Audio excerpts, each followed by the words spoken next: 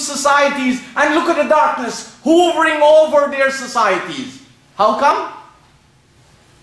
We shouldn't look for scapegoats. We shouldn't look for scapegoats. We should look and see where we are responsible for the dark clouds that are over us in our personal, our family, and our public life. Because if we were following the right things, we are not born to live in darkness. This God is not a wicked God, as some people want to understand it. Oh, if God wanted to do good for you, then He would have certainly blessed you. How can you and I have the guts to say that? And we live in a world with so much. We have gotten so much. But when we are lazy and we are helpless, and we have become hopeless, then we blame God for everything. And a lot of the Muslims do that. Because why? They have no energy to change their predicament.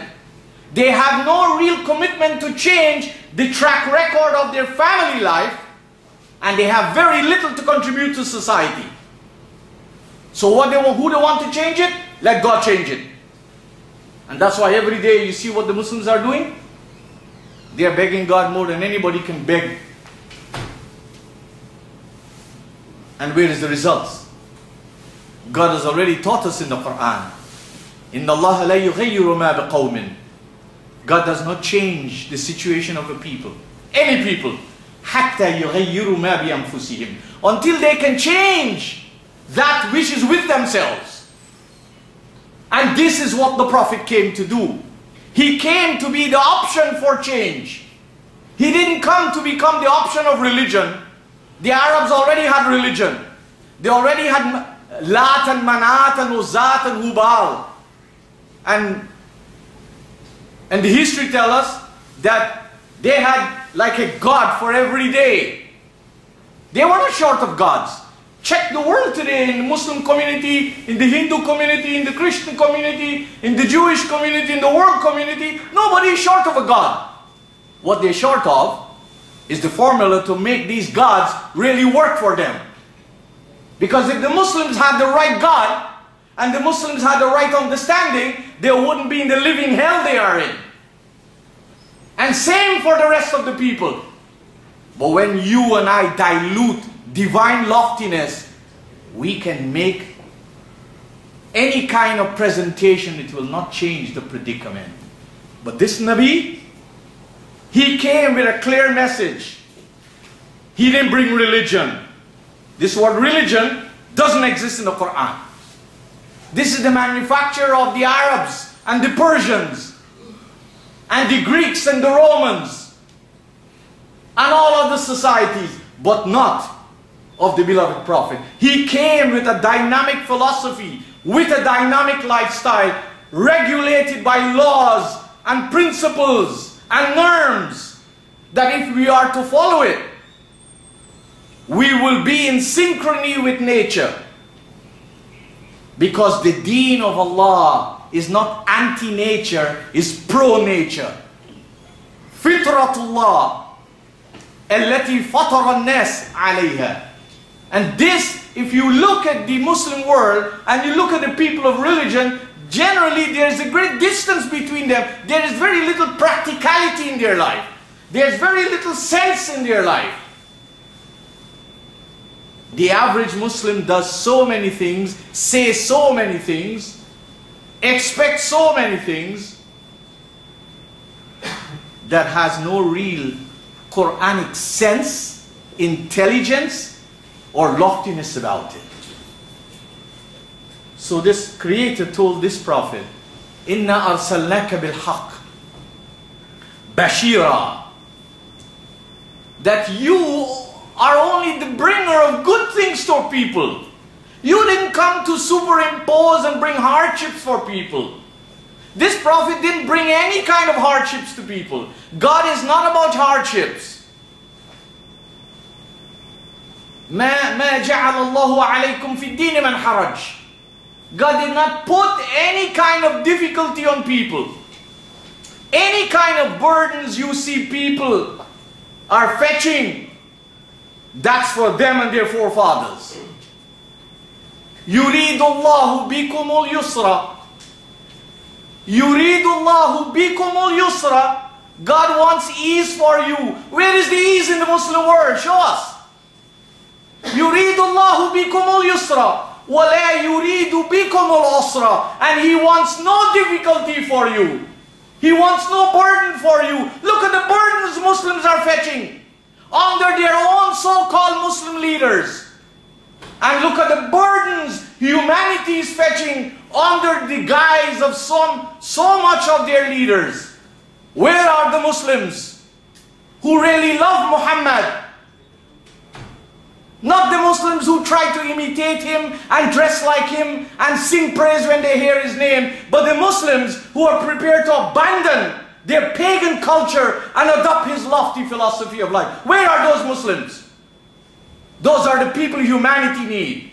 Muslims need them, humanity need them, Jews need them, Christians need them, Buddhists need them, Hindus need them, North Americans need them, everybody needs them.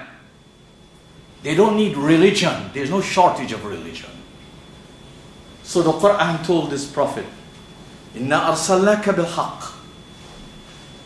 There's only one way to prove if we stand on the foundations of truth or batil or falsehood. It's not by mouth. It's to prove it by your life. There's only one way for us to prove to the Christians and the Jews and the Hindus and all the world that we're standing on truth. Because truth always licks the brains out of falsehood. Life has a competition. Let us all compete to live. Let us all compete to raise our children. Let us all compete with society and see who we are, what we produce and what we do to society. That's our competition. That's where Muhammad stood up and competed with the Arabs. He didn't join hands with them because they were his uncle and they were his auntie and they were his grandfather. He didn't do that as many of us do today. What is the basis of our decision? We watch who is talking, where he comes from, who is his society. That's what we do. We are determining the status at which we live.